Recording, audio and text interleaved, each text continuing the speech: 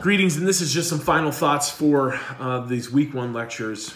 I want to say this, that I think one of the things that's made neighboring, Christian neighboring specifically, difficult for us is the sort of confusion around evangelicalism currently that we are facing.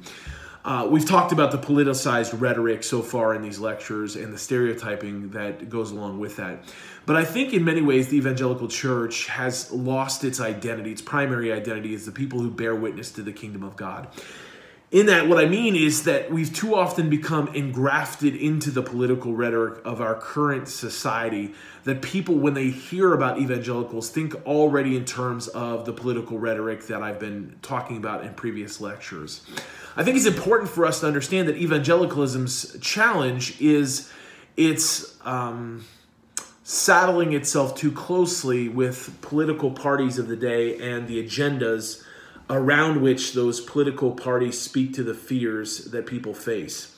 And I think in order for the evangelical church to be faithful in bearing witness to the kingdom in terms of Christian neighboring, it must renounce its proximity to party politics. It must in some way break free from its entrapment in political establishments, and it must instead begin to identify itself as a countercultural people whose allegiance to the kingdom of God is primary over and against any political affiliations or assumptions. This will be tough for the evangelical church, but I think it will go a long way to make neighboring easier. So when we enter into our neighborhoods and we seek to build relationships and it comes out that we are evangelical Christians, there's a slew of categories and assumptions and stereotypes that comes back at us. Now, this may not be fair for you, but understand this is the kind of thing that people are seeing in the news. These are the kind of things that people are reading on Twitter. This is the kind of stuff, the assumptions they're making about us is the result of what they're seeing posted on Twitter by some of the key evangelical voices of our day. And so though you might not be that person, you carry the weight of the evangelical story that's current in our culture. And you are going to have to break through those barriers because of the confusion surrounding what it means to be an evangelical Christian in the 21st century.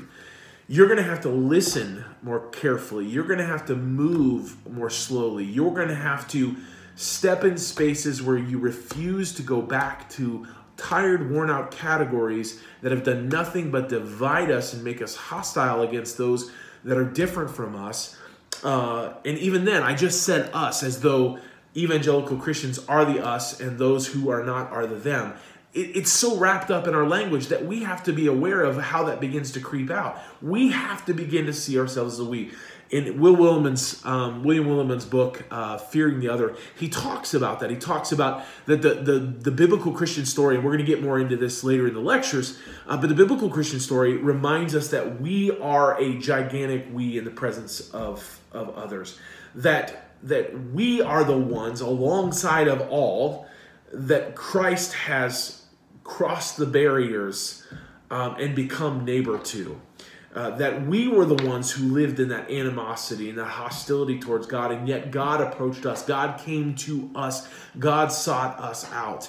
And that identity sort of levels the playing ground and enables us to step in spaces where we're no longer shaped by our niche identities first, or our politicized language, or the stereotypes that we've bought into because of the political pundits that we've listened to, but we're instead able to step into the sort of distinctive uniqueness, the dignity of each human being and the imago Dei that they represent. And we're able to appreciate that and value that and validate that in profound and powerful ways. So I want to note that on the backside of these lectures. We've talked about fear as driving our culture. We've talked about the politicized rhetoric as a result of that fear. And we've talked about stereotypes that emerge from that fear.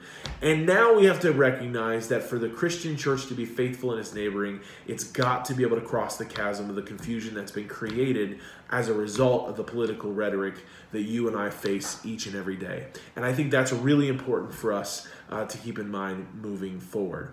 Like I said in lecture 1, Christian neighboring is the call of the gospel. It's the reminder that we are to step into spaces and validate the dignity of each human being as the beloved of God, to step into their uniqueness, to listen to their stories, to embrace them, not simply to tolerate them, but to live in this state of embrace.